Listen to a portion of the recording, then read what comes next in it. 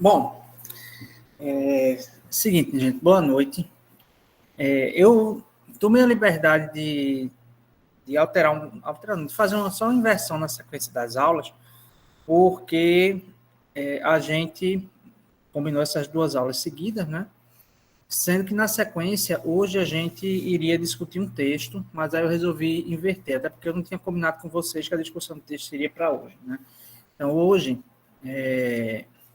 eu vou conversar um pouquinho com vocês sobre a estrutura de um projeto de pesquisa, né, tendo em vista as particularidades das ciências humanas. Tá? Então, eu não vou aqui partir do pressuposto para diferenciar um projeto de humanas, de exata, de saúde, de engenharias. Eu vou logo falar, né, da construção, tendo em vista aqui que todo mundo é das ciências humanas ou das ciências sociais, certo? Aí, na próxima aula, daqui a 15 dias, no caso, ou seja, dia 19, aí a gente vai discutir um texto, né? Um texto sobre, o nome do título é A Hipótese nas Ciências Humanas, né? Uma parte do projeto de pesquisa da obrigatória, sim, é uma hipótese. A gente vai discutir um pouquinho mais a fundo essa questão da hipótese. Mas hoje eu vou falar um pouco sobre a estruturação, né, os elementos, a construção de um projeto de pesquisa. Então, é realmente uma conversa um pouco mais leve hoje, mas é algo que a gente não pode deixar de falar, tá? Para algumas pessoas, né, que já tiveram alguma experiência com projeto de pesquisa, ou até no curso de pós-graduação Lato Sensu, mestrado, doutorado, isso pode até soar sem muita novidade, tá? Mas provavelmente algumas pessoas aqui nunca fizeram um projeto de pesquisa e estão experimentando isso agora, tá? Então, eu vou compartilhar aqui minha tela com vocês. Quem quiser falar comigo, por favor, fale no chat. Flávio, perdão, eu não recordo. Você já definiu a avaliação ou a gente ficou de conversar isso depois? Não, defini na primeira aula, que vai ser justamente a apresentação dos projetos de pesquisa de vocês. Ah, tudo bem, ok. Obrigado. A partir do... Tem essa aula, outra, aí a outra já começa as apresentações. Aí na próxima aula eu defino a ordem, a sequência das apresentações. Mas aí a gente vai começar, no caso, na primeira sexta-feira de dezembro, essas apresentações. Aí segue dezembro e janeiro, só com essas apresentações até acabar o semestre, né? A previsão de acabar o semestre é na última semana de janeiro, né? Mas se a gente puder conseguir acabar até um pouquinho antes, melhor. E assim, eu não pretendo dar aula na semana do Natal e Réveillon, tá? Então, eu estou contando que a gente não precise disso. Que aí já é demais, ter que dar aula na Natal e Réveillon. Dar aula e comer peru ao mesmo tempo é lasca.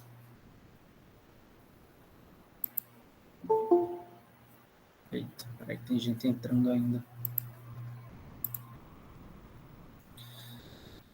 Bom, tá aparecendo aí, né? Tá sim. Então, como eu falei, hoje é mais um conversado sobre a estruturação de um projeto de pesquisa, né? Basicamente, eu vou falar o que é e o que é que tem que conter um projeto de pesquisa, né? Mas a definição mais simples, né, de um projeto de pesquisa, né, que um projeto ele é uma proposta, né, ele é um documento que registra uma proposta de pesquisa que você quer apresentar, seja para uma agência de fomento, um programa de pós-graduação, lato ou estrito sensu, enfim, independente de para quem você vai apresentar, mas um projeto de pesquisa é uma proposta, né, uma ideia de algo que você quer desenvolver seguindo o danado do método científico, né? Projeto de pesquisa, ele é uma proposta para desenvolver uma atividade de pesquisa, levando-se em consideração todos os rigores acadêmicos e científicos, né, que o método científico, né, que a gente chama nas ciências humanas de método científico, ele requer, né? Tanto a definição de um objeto, quanto a definição de um método específico para dar conta dos nossos objetos, etc. Tá? E assim, eu posso desenvolver uma pesquisa sem um projeto? Teoricamente, sim.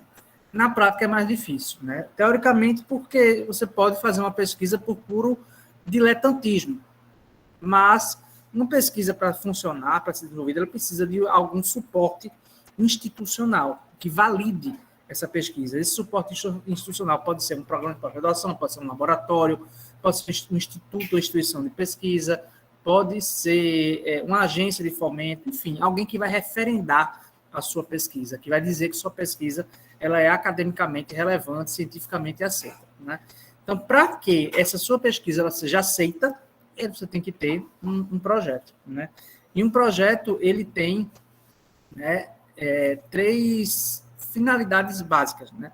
Que é mapear o seu caminho, ou seja, o que é que você vai fazer, né? Mostrar o seu caminho das pedras, né?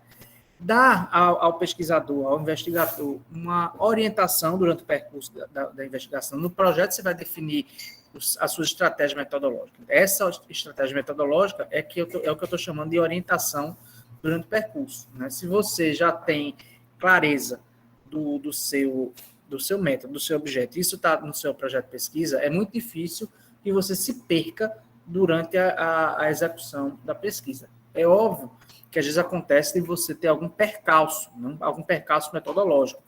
Para a gente que trabalha com ciências humanas, vamos supor que a gente previu uma série de entrevistas para fazer, certo? Um entrevistado ele pode morrer, outro entrevistado ele pode se recusar a fazer a pesquisa, a entrevista, etc. Isso são percursos, né? Mas o seu caminho metodológico ele já tem que levar em consideração esses percalços que podem acontecer, para não invalidar a sua proposta, né? E a outra finalidade do projeto, que é talvez a mais importante, né, é você informar, você comunicar o porquê da sua pesquisa para a comunidade científica, né? Quando eu falo para a comunidade científica, não é para o mundo, né? Mas a partir do momento que seu projeto é aprovado no mestrado, no doutorado, numa especialização ou numa agência de fomento, ele já está sendo validado pela comunidade científica, já está sendo validado pelos pares, ou seja, por outros pesquisadores que pesquisam na mesma área que vocês e um tema similar ao de vocês, né? Bom, então, um projeto, ele tem alguns elementos textuais, né, que fazem parte da tessitura do texto do projeto, né? Elementos teóricos, né, que é o seu tema, o seu problema de pesquisa, ou seja, a pergunta que você quer responder, sua hipótese, seus objetivos gerais específicos e a justificativa. Tem os elementos metodológicos, né, que são os métodos e técnicas de pesquisa que você vai empregar para alcançar os objetivos, né? Você definir a amostragem dos seus dados, quais são os dados, onde ou com quem, como você vai coletar esses dados, né? Se é entrevista, se é pesquisa documental, se é um survey é um tipo de questionário, enfim, né? Isso você vai definir nos métodos e técnicas, na parte que convencionou-se chamar de metodologia, e mostrar também, além da coleta, como você vai analisar os dados, né? A forma que você analisa os dados, o que você quer extrair desses dados é que vão informar a comunidade científica, por exemplo, aquilo que a gente discutiu na aula passada, que é o seu paradigma de pesquisa, né? É a partir dessa leitura que vão identificar que você é um positivista, é um sócio-construtivista, etc. e tal. Então, isso é muito importante, é você informar como você vai ler os seus dados, né? Como você vai interpretar, o que é que você quer extrair dos dados. Porque o dado ele não tem uma função em si mesmo, né? Você vai extrair alguma coisa dos seus dados, mas é você que vai dizer o que é que você quer dos seus dados, né? E, por fim, elementos complementares, né? Complementares porque não são nem teóricos nem metodológicos, mas são importantes, né? Que é, primeiramente, uma bibliografia. Não se faz um projeto sem uma bibliografia, né? Você tem que mostrar que você conhece, pelo menos, a existência de referenciais teóricos, de referenciais temáticos sobre aquilo que você está pesquisando. A equipe de execução, quando for o caso, quando não for um projeto individual, como é um projeto de pós-graduação, né? Os produtos que isso vai gerar. Para a gente das ciências humanas, em nível de especialização, né, é muito comum que o produto seja um TCC, né? Mas podiam ser outros produtos, né? Um método de ensino novo, um artigo publicado, um livro publicado, um evento, enfim. É alguma coisa que seja tangível, né? Tangível e mensurável. Tá? Um cronograma de atividades, isso é importantíssimo, né? Quem vai avaliar seu projeto vai ver se os seus objetivos estão casados com o cronograma, né? Porque geralmente é reprovado um projeto que tem um cronograma ou muito curto, né, que não vai dar conta dos objetivos, ou o contrário, um cronograma tão amplo que vai sobrar tempo no final. Isso não é bom, principalmente quando o projeto ele é financiado, né, seja com a bolsa, seja com algum edital de fomento, né? E também, quando for o caso, é interessante ter um orçamento, né? Se você está pedindo recurso, né, para uma agência de fomento, é bom ter um orçamento. Você vai gastar como? Com o quê? Né? A partir de onde surgiu as suas necessidades orçamentárias. Então, um orçamento, dependendo do projeto, ele é um item obrigatório, certo? Bom, então aqui a gente entra nas questões teóricas e metodológicas, né? Tema, problema e hipótese.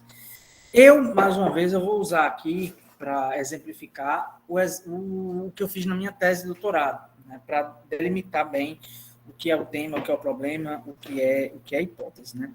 O tema é algo mais genérico, é uma área de interesse da sua pesquisa, que é diferente, inclusive, de assunto.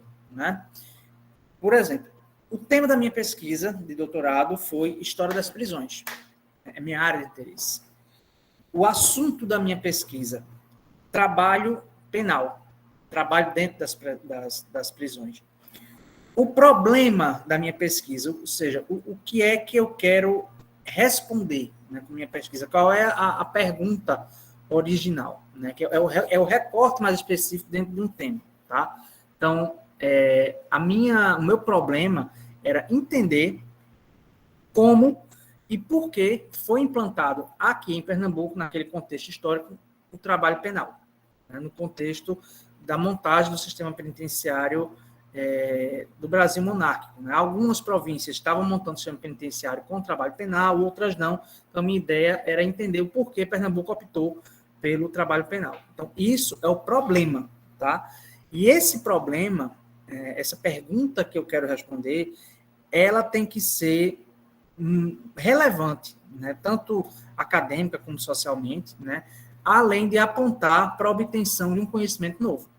Eu não posso fazer um projeto de pesquisa, principalmente em nível de mestrado e doutorado, em que a minha pergunta já tenha sido respondida por outro pesquisador. Então, esse problema, esse recorte específico, essa pergunta específica que eu faço no meu projeto de pesquisa, ela tem que gerar um conhecimento novo. Mesmo que pode até ser uma nova interpretação de um outro conhecimento, mas tem que ter o mínimo de novidade. Né? E para uma tese de doutorado, ele tem que ser realmente novidade mesmo. Né? As regras básicas para a formulação do problema deve ser formulado como uma pergunta. Né? Ou seja, o que eu quero responder? Né? No meu caso, por que trabalho penal em Pernambuco? Para quem? Né? Para qual era a utilidade prática daquilo naquele momento? Né? Deve ser delimitado a uma dimensão viável. No caso da história, a dimensão mais analisada de viabilidade, né, na verdade, são duas as dimensões. Uma dimensão é temporal, né, se eu não quero abarcar um estudo de um projeto de pesquisa um tempo muito grande. Né? Uma coisa é você propor analisar num mestrado, que é 2 anos, um período de 10 anos. Outra coisa é você querer analisar um século. Né? Isso não é viável. Porque aí entra a outra questão de viabilidade, pelo menos na história, é a questão documental. Né? Como é que você vai, em um tempo de um mestrado, avaliar, ler, fichar, pesquisar, interpretar, catalogar um escopo documental de um século? Né? Você consegue fazer isso de 1 ano, de 10 anos, de 5 anos, até, sei lá, 20, 30 anos, dependendo do seu tema. Mas um século já é demais. Então, dependendo da sua área e do seu objeto específico, você tem que delimitar, né, nessa dimensão viável. Isso vai variar muito de área do conhecimento. Tá? E a pergunta tem que ser clara, né, porque a clareza da pergunta ela vai rebater diretamente em outra questão do projeto de pesquisa, que é a hipótese. Né? É essa questão da hipótese que a gente vai discutir melhor né, na aula que vem, certo?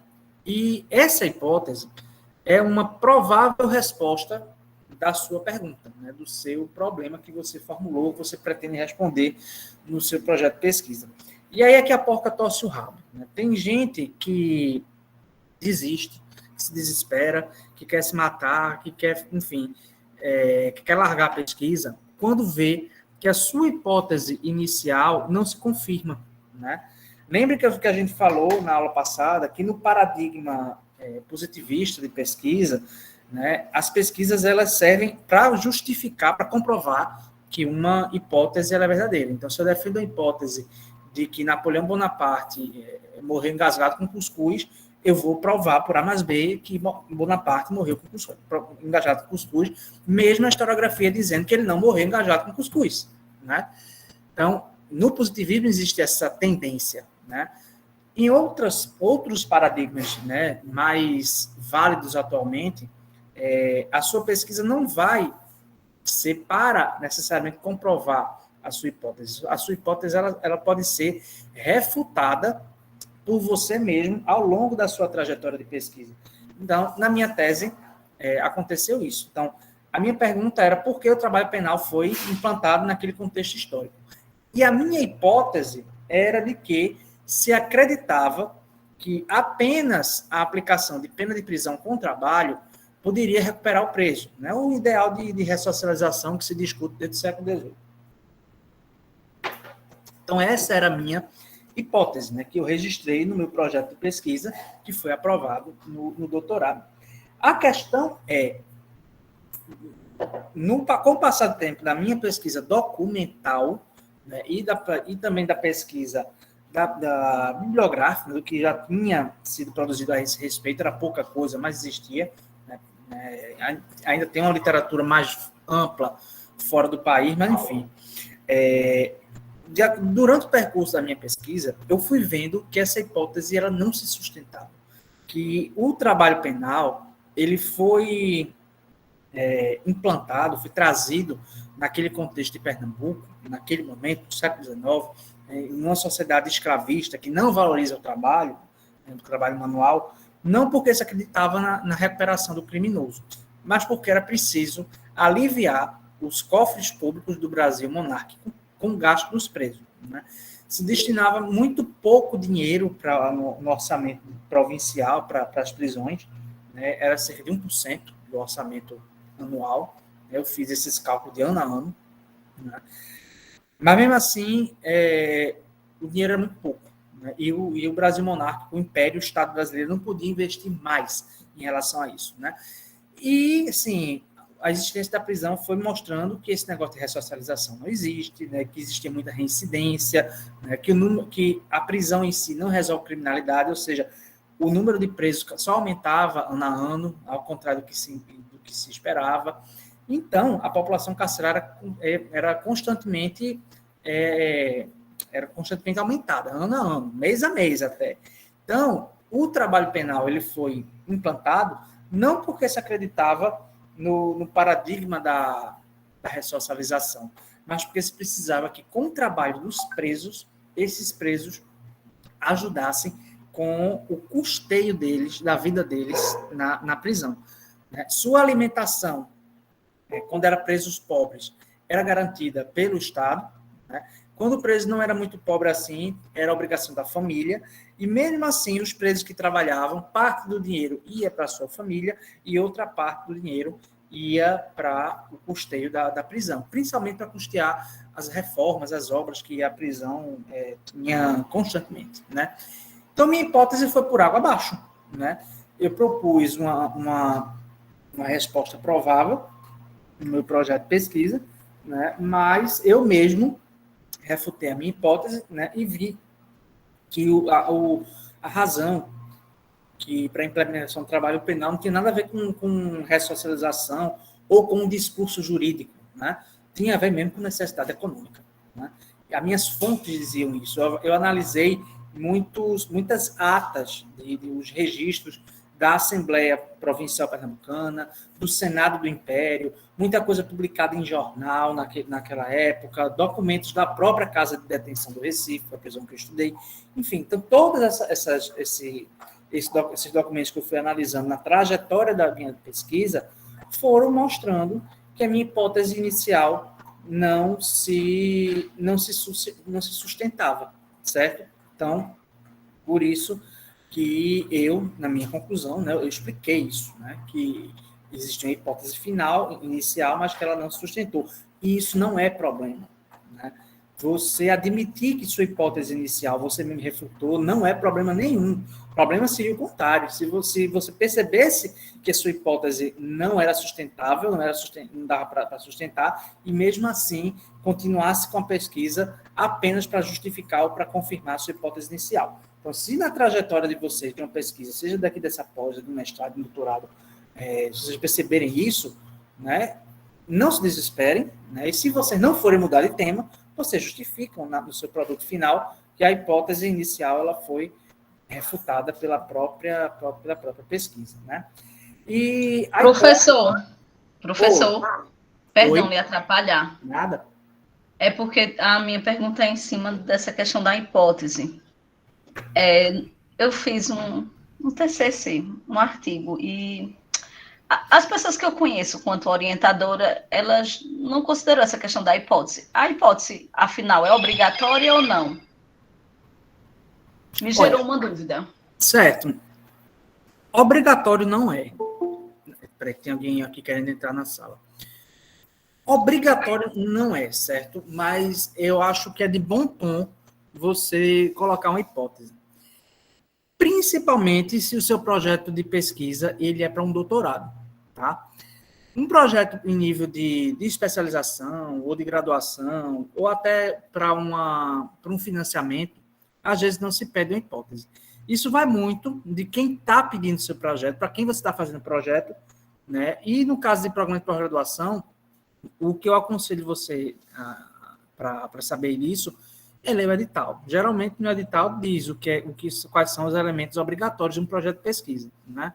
Então, a resposta é essa, não é obrigatório, mas é de bom tom. Eu, por exemplo, quando eu fiz o meu mestrado e meu doutorado, que foi no mesmo lugar, mesmo programa de pós-graduação, não se exigia hipótese no projeto de pesquisa, mas no meu projeto de doutorado mesmo, eu quis colocar a hipótese, certo? A hipótese é muito arriscada, sabe? É por isso que não se obriga necessariamente a colocar hipótese, porque às vezes o pesquisador e o orientador encaram a hipótese como um fio condutor obrigatoriamente a ser seguido, o que não é, né? A hipótese é algo provável e não algo a se perseguir, entendeu? Então, a resposta é essa, né? Não é obrigatório. Olha, Marciana tem uma pergunta para fazer, que ela botou na mensagem. Alguém pode ler aí, por favor? Ou ela vai falar? É porque eu não estou vendo o chat, tá?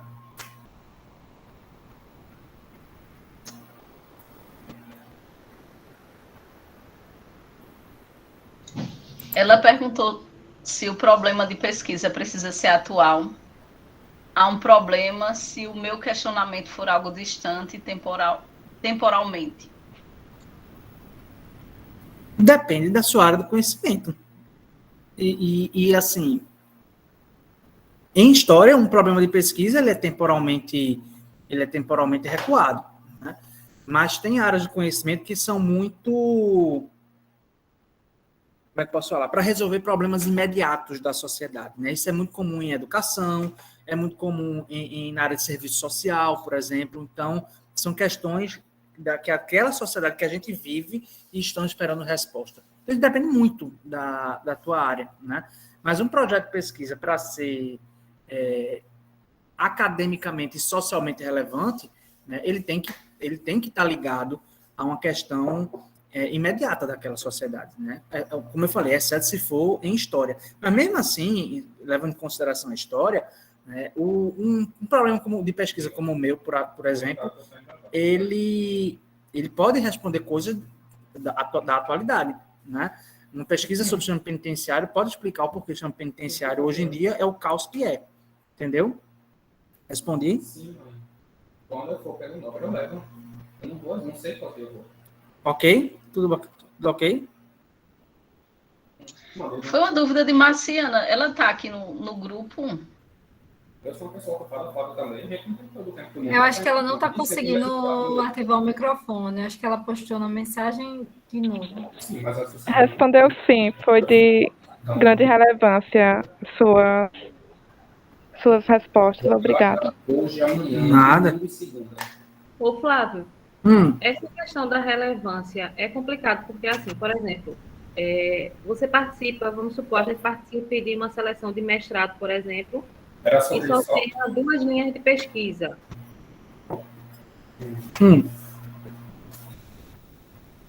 Certo. Eu vou esperar a mão da aula, porque eu estou saindo para ele aqui agora.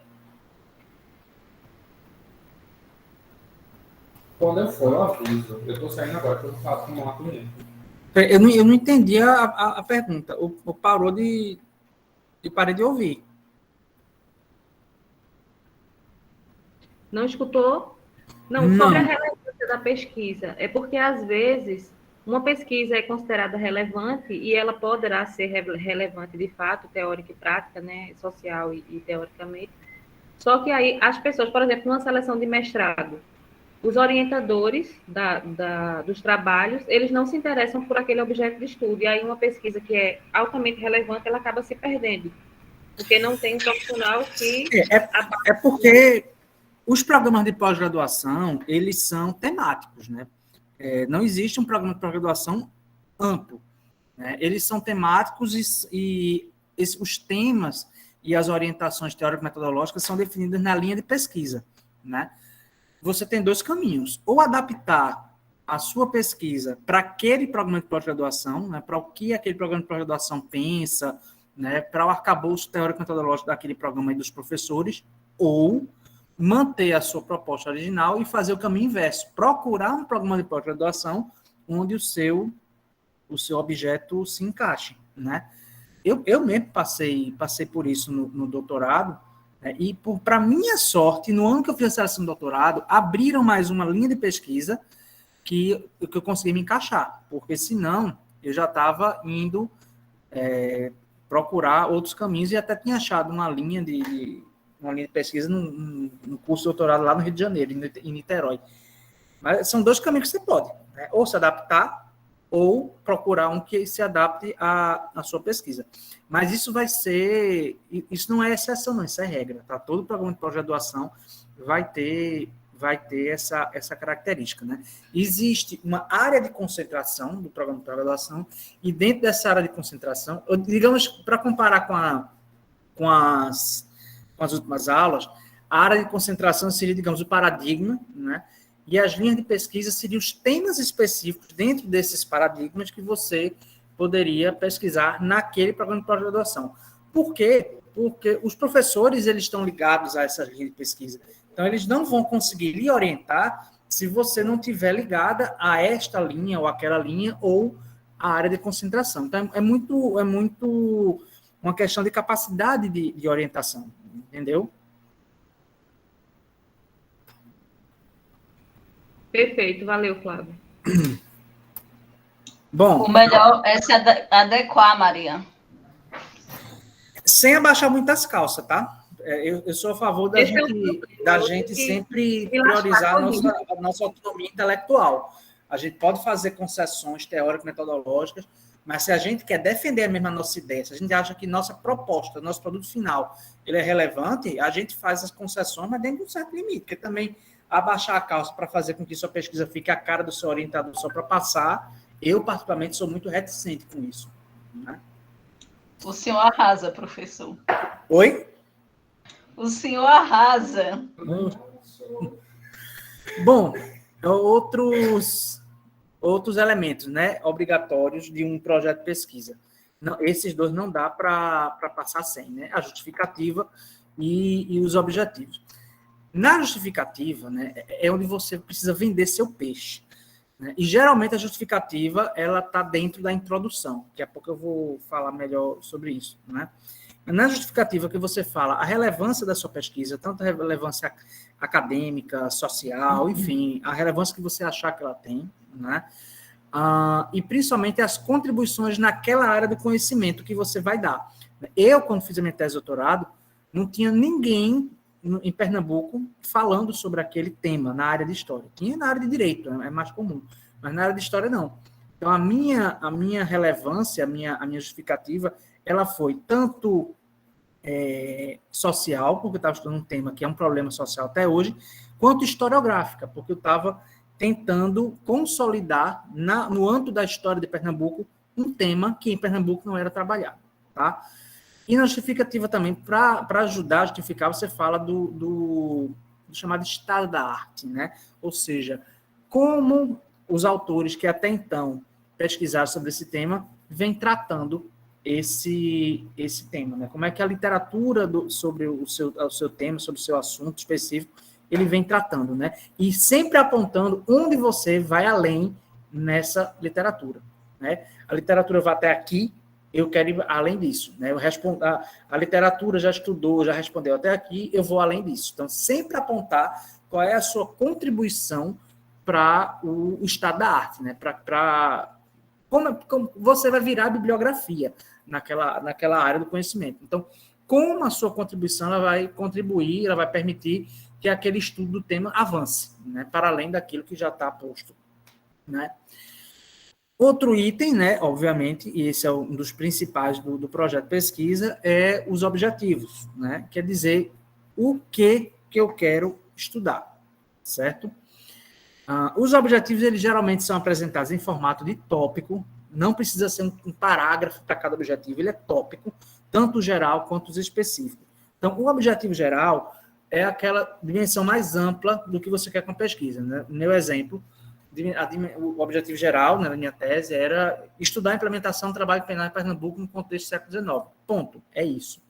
Os objetivos específicos, são o conjunto de metas que, no final, cada meta dessa vai contribuir para que você chegue ao objetivo geral. Então, se o meu objetivo geral é estudar o contexto da implementação do trabalho penal, meu objetivo específico é estudar a legislação, né, entender como isso estava sendo articulado nas autoridades policiais, jurídicas daquele momento.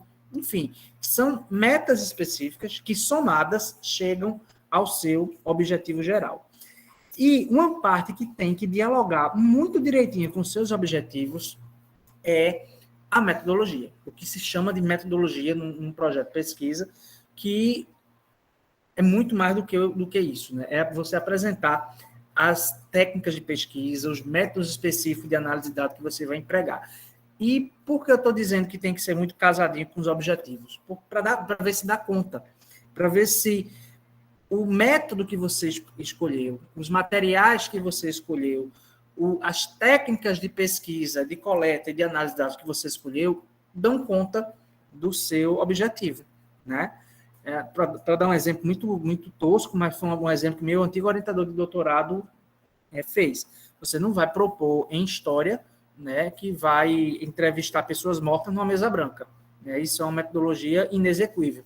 Então, sua metodologia ela tem que apontar qual é o caminho, né, quais são as técnicas empregadas para que o seu objetivo vá ser alcançado. Então, em pesquisa em ciências humanas, a gente tem uma série de técnicas de pesquisa que podem dar conta dos nossos objetivos. Entrevistas, aplicação de questionário, aplicação de survey, estudo de caso, pesquisa de campo, né, que é muito comum em antropologia, em geografia, escavação arqueológica, pesquisa documental, né, pesquisa arquivística, que é o caso da específico não mais comum, da história. Então, enfim, dependendo do seu objetivo, você vai traçar o seu caminho metodológico. Então, esse caminho metodológico, ele é tanto como você vai coletar esses dados, né, que dados são esses que você vai coletar, quanto você apontar o que você vai fazer com esses dados, né, como você vai ler esses dados, né, qual é a leitura, qual é o verniz que você quer passar, né, a partir da leitura desses dados. Então, se a sua metodologia for muito bem escrita, né, com as técnicas apresentadas e com essa leitura mais teórica, o leitor do seu projeto vai saber de cara qual é, como eu falei, o paradigma de pesquisa que você está seguindo, né? Ninguém precisa dizer aqui, eu sou marxista, eu sou positivista, se o seu texto, né, ele apresentar na tessitura mesmo da escrita elementos que levem a gente a entender, né, que você faz parte de tal qual paradigma, tal qual linha de pensamento, certo? Bom, então, por fim, né, e resumindo o que eu falei aqui, esses são os elementos que eu considero mais importantes, né, obrigatórios de um projeto de pesquisa. Introdução justificativa, referência teórica, objetivo, metodologia e a bibliografia. Isso é o mínimo. Vejam que aí, né, eu nem coloquei necessariamente a hipótese, né? Porque esses aqui são os mínimos obrigatórios. Na introdução, você vai apresentar o seu tema. O que é a pesquisa? Qual é o seu problema? Se for o caso, qual é a sua hipótese? É aqui que você vai fazer um bom balanço da literatura, dizer qual é a literatura que você usa, os principais autores, o que é que eles escreveram até agora e onde você vai além, né? Emendado nessa questão da revisão da literatura, você já entra na justificativa do seu tema, né? E também apresenta o seu referencial teórico. Então, dentro da introdução, isso aqui podia até estar recuado. Dentro da introdução, você apresenta o tema, você justifica o tema e você apresenta o seu referencial teórico. O referencial teórico, né, é que linha de raciocínio, que linha de pensamento, que autores, né, ou que autor vai fazer com que você leia o seu objeto, né? O referencial teórico é a lente que você vai dar para a sua pesquisa, né? É o que vai dizer, né, qual é o olhar que você tem na sua pesquisa, né? Se você tem uma linha mais positivista, se você tem uma linha mais marxista, se você tem uma linha mais socioconstrutivista, sociocrítica, enfim. Então, referencial teórico são esses autores que vão ser o fio condutor da interpretação que vocês vão dar ao seu objeto e às suas técnicas de pesquisa, né? Depois, os objetivos, né, o geral e o específico. Não esqueçam, objetivo geral e específico é tópico. Não precisa escrever um parágrafo para cada objetivo. Isso é item de reprovação de projeto. Se tem um item que tem que ser realmente objetivo, conciso, num projeto, os objetivos, né? Se você quer escrever mais assim, exagerar na escrita, no tamanho do texto, exagere na metodologia. Aí você pode realmente ser mais detalhado, né? Explicar bem direitinho quais são os caminhos metodológicos que você vai seguir, quais são os dados, como você vai ler os dados, né? Quais são as técnicas de leitura, de coleta de dados que você vai fazer, certo? E, por fim, a bibliografia, né?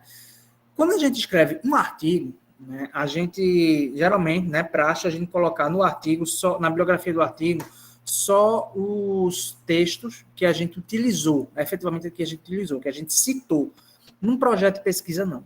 Né? No projeto de pesquisa, você, obviamente, se citar alguém, coloca na bibliografia, mas é bom colocar outras referências, mesmo não citadas, para dar ao leitor do teu projeto, ao avaliador do teu projeto, a ideia de que você sabe o que é que foi produzido na tua área do conhecimento. Que você tem conhecimento, você tem noção, mesmo que você não tenha lido, mas que você sabe que existem aqueles autores que produziram antes de você e que aqueles autores eles vão dar um norte ao teu projeto de pesquisa. Seja um norte teórico, seja um norte temático, que vai lhe ajudar a escolher seu tema, seu assunto, etc. Tá? Então, atentem a isso da bibliografia. E sempre bibliografia de acordo com as danadas da regra da ABNT. Né? A não ser que quem está pedindo seu projeto estipule outra forma de fazer referência, mas se não estipular, o padrão é a ABNT. E, por fim, o cronograma. Né? Ô, Flávio. Oi. Interromper. É porque na disciplina passada de metodologia, a professora falou sobre essa questão da bibliografia e já ela trazia a questão de a gente não colocar referências que a gente não utilizou. No artigo, que existia, mas que eu não li. Deixei só aqueles que eu realmente consultei. Num artigo, isso vale, ok.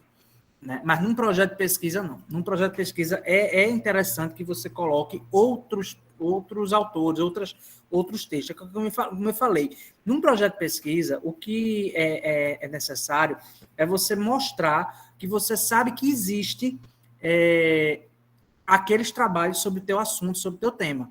Mas que no corpo do texto, às vezes, não teve nem espaço para escrever, ou você achou que não precisava, você tem 10 autores e achou mais relevante escrever 7.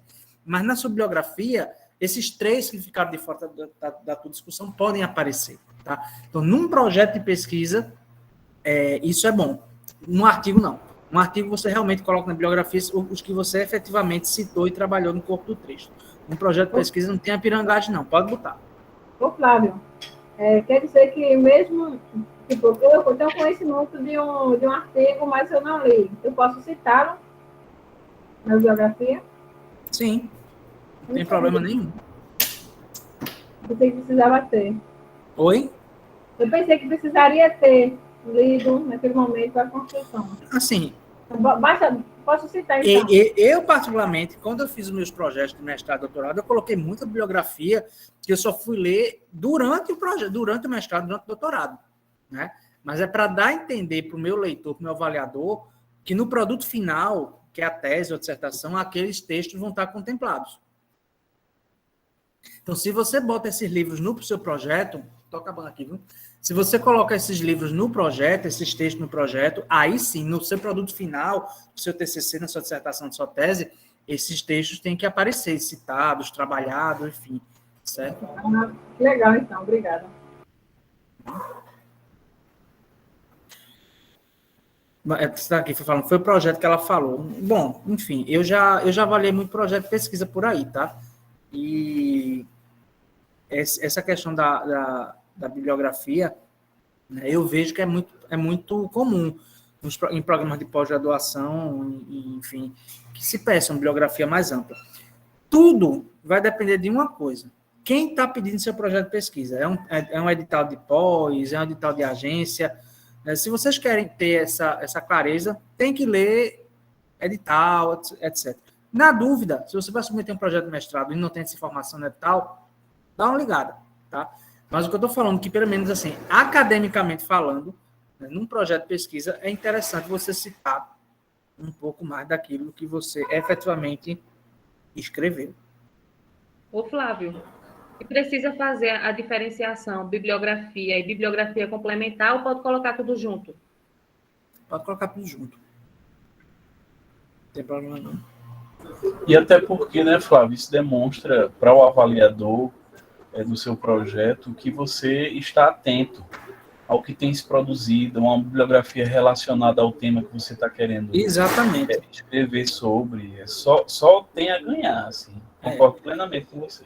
E assim, e quanto mais atualizada a bibliografia, melhor. Mas não esqueçam os clássicos. Tem clássicos, assim, em determinadas áreas do conhecimento ou temas que tem que ser lido, mesmo que seja um clássico do começo do século XX. Mas se na sua área, no seu tema, aquele autor que já morreu é clássico, não deixe de citar. Mesmo que seja para criticar, mas não deixe de citar. Por exemplo, é normal, em trabalhos sobre escravidão, se citar Gilberto Freire, mesmo que hoje em dia não se admita mais as teses de Gilberto Freire, né, mas pelo menos ele é um clássico que tem que ser questionado, né, mas tem que estar lá. É uma referência quase que obrigatória, entenderam? Não esqueçam seus clássicos. Agora, claro, né, uma boa bibliografia é uma bibliografia atualizada, né, pelo menos nos últimos 10 anos, 8, 5 anos, assim. Quanto mais atualizada, melhor. Mais alguma coisa?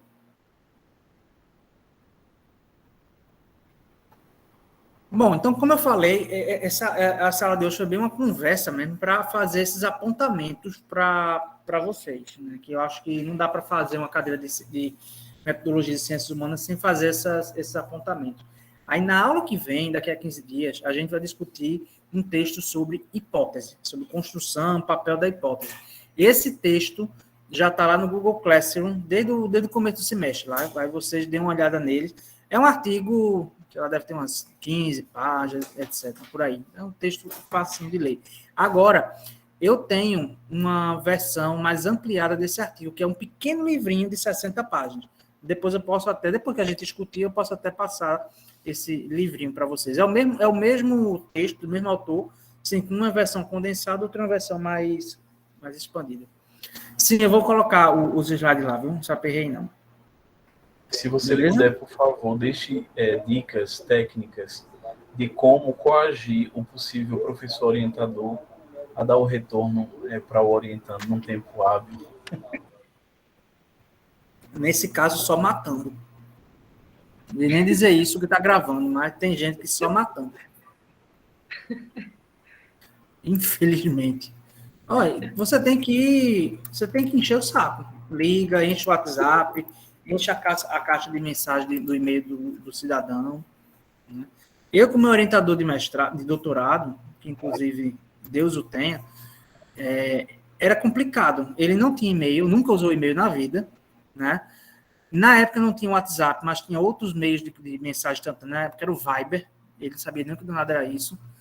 E, enfim, a única forma de se comunicar com ele era ligando, mas ligando para a casa dele, porque ele também não tinha telefone celular. Então, pense numa dificuldade, que era entrar em contato com essa criatura. Mas, como eu acredito que vocês não se enquadram nesse modelo, encham o WhatsApp dele. É o quê? Teu orientador era muito clássico, né? Ele era clássico até demais. Adorava ele, assim, era um historiador brilhante, sabe? Brilhante mesmo. Deixou um grande legado para a historiografia pernambucana. Ele era um brasilianista, ele era um estrangeiro que estudou o Brasil, mas ele parou no tempo em relação a algumas coisas. Ele era norte-americano, ele era nova-iorquino, mas sempre estudou o Brasil, e nos anos 80 veio parar aqui e nunca mais saiu. Inclusive casou 2 vezes aqui, enfim.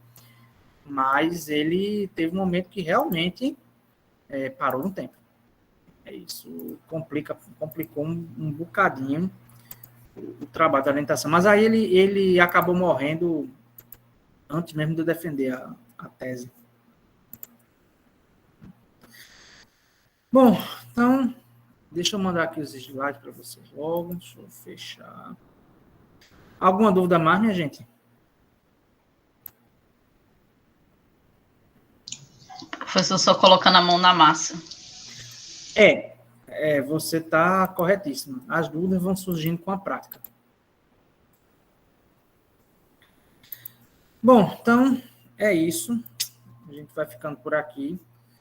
Então, daqui a 15 dias a gente se encontra, beleza? Aí a gente discute lá o texto. E eu já vou definir os cronogramas de apresentação dos projetos.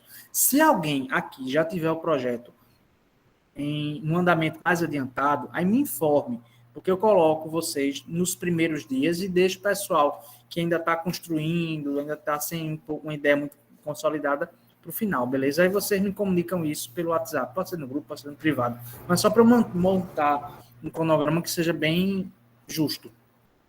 Ok? Meu projeto está bem adiantado, Flávio. Se quiser me colocar aí na primeira fila, está tudo bem para mim. Pronto, beleza. Beleza, já vou lembrar disso. Alright?